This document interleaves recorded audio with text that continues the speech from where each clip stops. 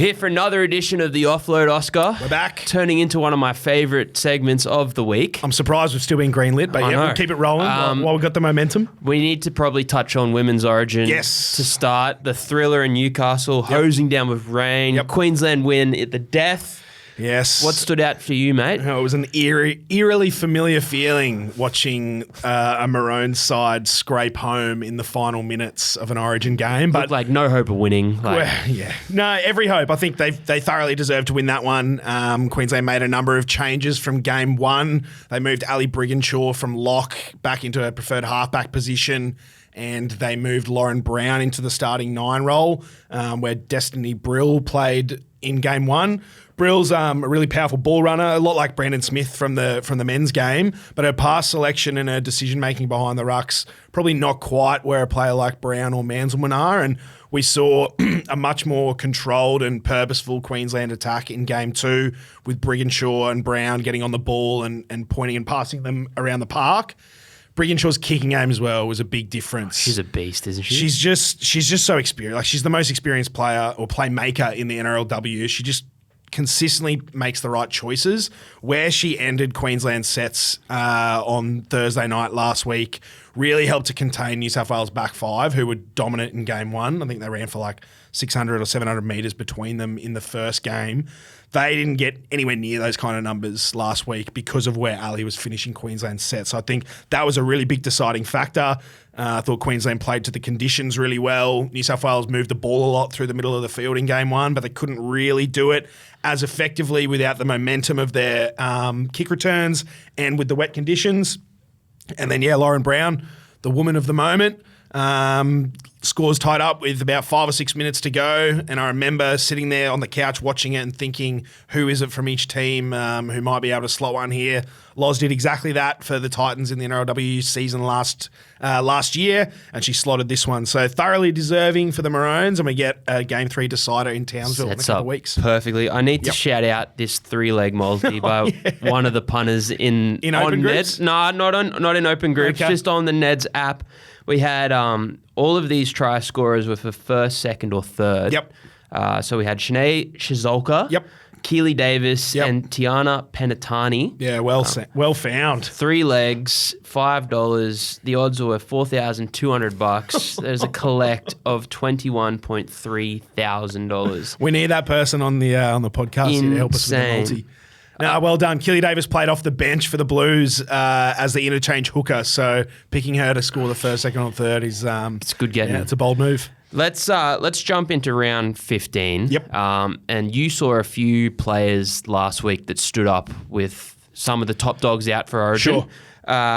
We'll probably start with your bunnies and your mate Latrell. We'll start there. Yeah, you guys suggested that I've been tooting the bunnies a back horn this week. I'm not quite ready to go there just yet, but Latrell Mitchell had some really positive involvements. All of South Sydney's big name players have been much improved over the last 2 weeks, and that's seen them bank back-to-back wins for the first time this regular season. Cookie, productive out of dummy half. Cody Walker doing some nice things with the 7 on his back. But, it's the involvements of Latrell which will make or break whatever Souths do this year. He's just so, like, the double pump that he did to put Richie Kenner over on the right edge. He makes that look so easy. There's not a ball player in the competition who nails that action as well as Latrell does. His gravity as a ball carrier just forces the defence to turn in towards the ball, and then he's got the skills to pick the pass. So, there's a centre position up for grabs for the Blues, which I'm sure we'll be talking about in the coming weeks, as will every media headline on your socials. But, I'm excited to see Latrell go around again this week against the Broncos. Yeah, this is our favourite matchup. It's a big game. Your bunnies, my Broncos. Is it at Suncorp? No, it's in Sydney. Okay. So wherever you boys play, I don't pay enough attention to the South. Latrell clearly had a point to prove. I think so. And stood up. So the line for that South's Brisbane game is 4.5 points. Brisbane are $1.57 favourites. South obviously have won a couple in a row now. Are you sticking with the Souths? I see you trying to put me on the spot. Bronx Probably have Walshy come back. We haven't got the team list yet. It's obviously Tuesday. I think Walsh is an automatic rule out because it's an 11-day period from the Cat 1. So Walsh is out. Tristan had a stinker last week at fullback. Yeah, not his best. I think he was rushed back early from injury. You've got Selwyn who can go in there as well and then bring a guy like Karapani on in the centres. So the Broncos have options. I'll wait and see what the team lists read. The 4.5 starts appealing for Souths just because with Reece and Renault missing, that's 2 big portions of Brisbane's spine. But I've spoken at length this year about the work that Selwyn, Ezra and Paddy Carrigan have done when your other big names are out. Brisbane are a very different prospect to beating the Titans or the Tigers, I think it was the previous week for South. So, yeah, nice. Yeah, not quite sure about taking the line. So what I'm hearing is, Oscar, you're taking Brisbane to win 13 plus at $2.90 against your Rabbitohs. You've heard it here first, punters. I might take Trell any time once the markets come out on that one. Jumping across to a West Tigers team that looked pretty gross against the Dragons last week. They're struggling, aren't they? There was a couple of boys on that side that did rev your tractor. Can you talk about them for me, please? Yeah, Lockie Galvin's in the spotlight this week unfairly, and I think he'll actually miss this game with a hand injury, which is why I've tipped the Titans here. But I don't think things are as bad at Wests as they appear on paper. They're missing some really important guys in what's a fairly skinny roster right now. John Bateman, Isaiah Papali'i. I think Aiden Caesar might play his first game back this coming week. They've got a very young side. Both centres have been out in recent weeks. They've got a rugby union convert still learning his trade in rugby league on the left wing. The Tigers are in an uphill battle right now. I think there's a lot of positive signs there if you're a Wests fan looking towards next year. But for this week, I'm looking at the Titans to respond after a poor game against Souths last week.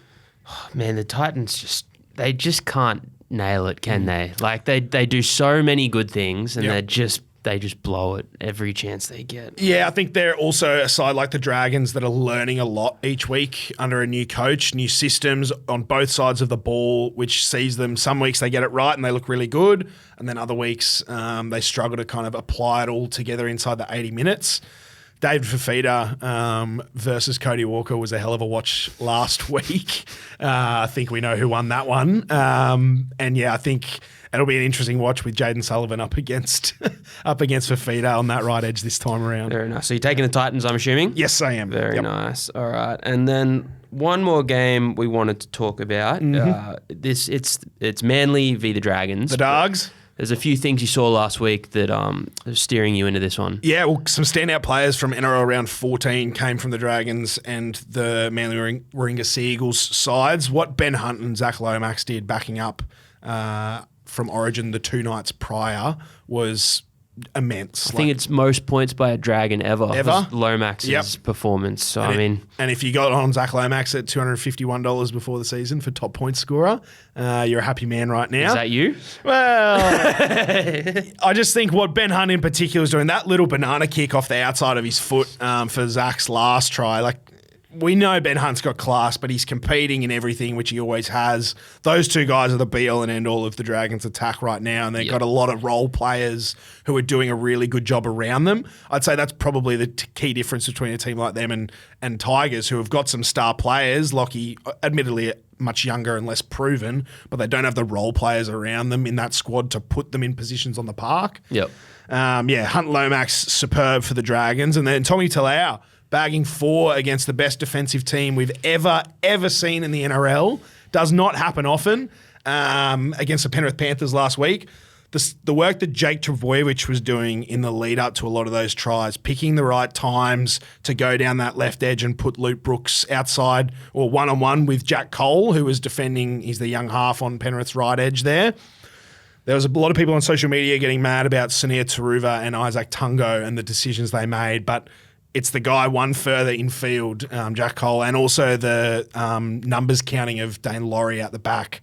not quite at the same calibre of Dylan Edwards. So a really good job from Manly. They didn't get the win, but they broke them down a few times there, and it sets up a really interesting game against the Dragons this weekend. 4 tries in a losing side. That'd be like scoring 100 in a losing team. Like you're the only one in the sheds that's kind of excited. He had a big grin on his face after the post-match, old Tommy. That's fair enough. So look, the Sea Eagles are $1.48 to the Dragons $2.65. Yep. Lions at 7.5 points. Yep. Where are you sitting there? Yeah, well, Jarrell's taken the plus 7.5 in the potty multi this week, and spoilers. I'm probably going to double down with him. I think that head start against a Manly side that, especially through the middle of the field, some of their middle forwards are getting found out. They're interchange middles, and we know how much Jacob Little likes to jump out from behind the ruck, and Tyrell Sloan in support around there. So, yeah, I like the Drags head start there. Fair enough. All right.